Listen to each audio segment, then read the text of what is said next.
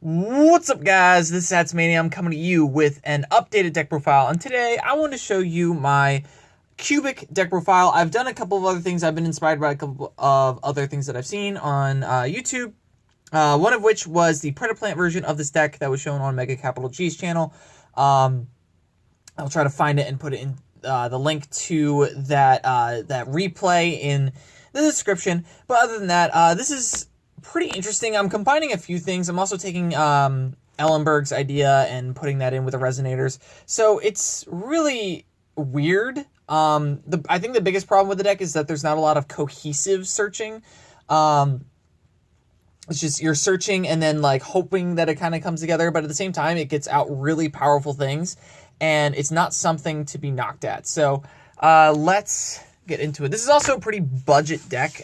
You can easily get this together for under $100. So if you want to try out cubics in general, yeah, this is a very easy deck to use, and it does pretty decently well, so it's not bad at all. 3 Crimson Nova. This is essentially your boss monster. This is big thing to get out. Basically, you reveal 3 cubics in your hand, special summon this guy.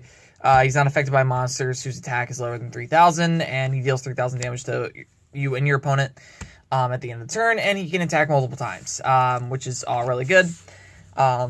He's also Dark Monster, which is really important, high-level Dark Monster. Playing 3 Duza, probably the best card in the deck. It's a Foolish Burial for basically everything that's a cubic card in the deck, and it can get really big as well on weird occasions. It gets a combo out for Leo.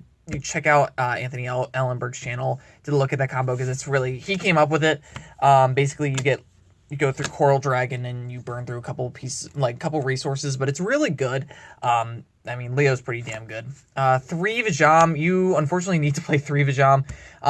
But in this deck, it's a little bit better because you have more uses for it, other than just having another cubic card that's not as dead, as well as just simply because it's a dark. That's really why it's a little bit better in this build. Moving on, we're playing our Predaplant engine, 3 Lone Fire and 3 Chlamydio Sundew. This card is really interesting. It lets you fuse to make a dark fusion monster. Yes, using itself and one other card in either in your hand or field, or with cards with the predator counter that your monster controls, which is really never going to happen when you use this deck. But Sundew's really good because you have 2 targets that you can use for this card. You have either Cubic Seed, you have Vijam the Cubic Seed, or you have Crimson Nova. Both of which can make really awesome things. So it's really cool. Also, it's a Lone Fire is a level 3, which also kind of helps with some plays, and I'll explain that later as to why. We're playing 3 Red Resonator. It's a really good tuner. Essentially just Marauding Captain, but in tuner form. It's just really, really good. 2 Summoner Monk, because you don't want to draw into the cubic spells necessarily, or specifically cubic karma. You want to have that engraved so you can get a search. And also turbos out Duza, so it's just really good for that. 1 Maxi, because it's a power card, and if you draw it, you shouldn't lose. 3 cubic karma. This is the search card. That's primarily what it's going to do when it's in the grave. You banish it, and you get to search any cubic card from your deck. The other thing is actually really powerful. Just the likeliness you're actually going to get it off is so ridiculously low. Basically, if you special summon a Vijam off of, which is the level 1 seed monster, off of any cubic effect, including its own, you get to have your opponent's life points, which is pretty damn good. It does not come up ever, though. 3 Cubic Wave, it just makes it so you can deal more damage and also negates effects, so that's all good. 3 Foolish Burial, because getting a search is pretty cool. Yeah. 2 Red Resonator. This is not Red Resonator, Resonator Call. This searches out your Red Resonator. That's why it's here. I wish it was at 3, just because it would be slightly more consistent, but we had to cut some things here and there. 2 Twin Twisters, because back row is awful. 2 Fusion Conscription. This is to search out Crimson Nova. Yes, you can't special summon them the turn that you activate this card. That's not really why you're playing this. If you're playing this, if you, like, one, you get to search it out, which is also, like, pretty nifty, honestly. But at the same time, you can also search out fodder for Chlamydia Sundew, which is pretty good. 3 Unification. This card lets you special summon out a cubic monster from the deck. It's almost always going to be Duza. And it also lets you fusion summon into Crimson Nova, which is kind of handy, but it never really happens. And then we're ending it with 1 Imperial Order. You do have an out to this, and I'll explain that when we get to it, but this is just way too powerful not to play. For the extra deck, we're playing 1 Crimson Nova Trinity. This is the fusion monster. You need 3 Crimson Novas in order to summon him. He's just really powerful. He's actually, ironically, sometimes easier to get over than Crimson Nova, the regular one. But the main purpose here is to be able to search him out with Fusion Conscription. That's really why he's here. Next, for the Predaplant fusions, we're playing 2 Chimeroflasia and 2 Greedy Venom Fusion Dragon.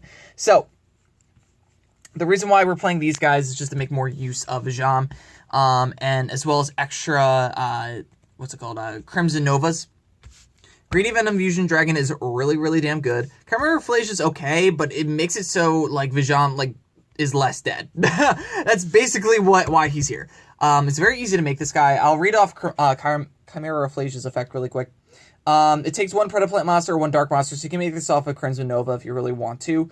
And then also, you can target 1 monster in the field with a level less than or equal to this card's and banish it, which is pretty damn good. It just sucks sometimes because it targets. When it and then it has an attack effect where if it attacks a monster, it gains 1,000 attack, and then your opponent loses 1,000 attack, which is pretty good. And then if it's destroyed, I think it's destroyed.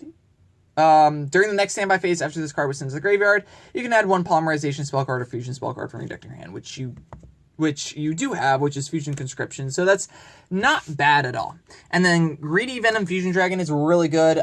It takes 1 Dark Monster whose original level is 8 or higher, which is Crimson Nova actually fulfills that requirement. And he must first be special summoned, which you're not going to special summon off of any other way, really. And then once per turn, you can target 1 face-up monster you're on the field until the end of this turn. Change that target's attack to 0. Also, that target has its effect negated, which is really good.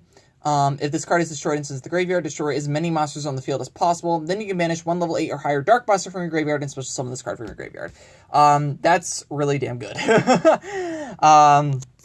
Just banish the Crimson Nova that you used to summon him and special summon him back to the field. Your opponent doesn't have anything left, and you just have 3,300 beater on the field that can negate effects. So, yeah, Greedy Venom is pretty damn good. Moving on to the Synchros. We are playing 2 Goyo Defender and 1 Tatsunoko. These are just ways to make Vajam less dead. Vajam is very much a dead card. It is not a good card whatsoever in this deck. The reason why we play 2 Goyo Defender is because with its effect, you special summon out the other one, and you go into rank 3 play. And then Tatsunoko can, on the other hand, depending on what you have in hand, specifically if you have a extra Lone Fire in hand, like for example, if you drew into 2, you can go into a level 6 Synchro with Tatsunoko. So that's pretty good. That's pretty good. We're also playing 2 Charge Warrior and 1 Coral Dragon. Coral Dragon is really useful for the Duza combo, so you can get out Leo, which we play 1 of. And it gets you a +1. It's a +1 essentially, but it ends with a Leo and a Duza that's at least 2,200 attack, which is pretty good, honestly. And then Charge Warrior just gets you draws, so that's why he's there. For the Xyz, we're playing 2 Herald of the Pure Light. We're playing this because in the case you have 2 Resonators in hand, you don't really have any other options. And there's not, like, a lot of other good cards that you can play in change of this. You could also play Logos. I do have that. I just felt like this was better because I don't really imagine, like, having double Red Resonator in hand unless it's late in the game, and that's really all I want to use this in. But you could also use this for, like, you also use the rank 2 spot for things like Logos, Crumble Logos, which is an effect negator, or something that can like do other stuff. I don't know, like Sky Cavalry. Next, we're playing one Melee of the Trees. We're playing plants in the deck. It's pretty good. It lets you special summon, reuse your Chlamydia Sundews. That's pretty awesome. And then finally, we're playing one Phantom Knight of Breaksword. This is so you can, this is your rank 3 combo with Goyo Defender. You really only go into this guy if you really need to out something. Otherwise, you go into melee. In which case, you would go into your, you would special summon either back a Chlamydia Sundew, or if you want to deck thin a little bit more, you summon out a Lone Fire and tribute it so you can special summon the Chlamydia Sundew back out. So, that's that combo. Melee is actually really, really useful in this build. But this guy, yeah, he outs your own Imperial Order in the case you need to activate spell cards, or outs your opponent's Imperial Order. Really cool thing about Imperial Order, real quick in this deck, it's really useful as well. Because of the fact that it only negates spell cards on the field, you can still banish your karmas and your waves from the graveyard in order to activate their effects. And it's really funny when that happens because people think that it gets negated, but it doesn't. So you still get the searches, you still get the effect negation off of that. You just need to get them into the grave first. So that's why Imperial Order is really powerful in this deck, and it's hard to stop, honestly. Yeah, so with that, guys, thank you guys for watching this deck profile. Don't forget to like, comment, and subscribe. And as always, guys, have a nice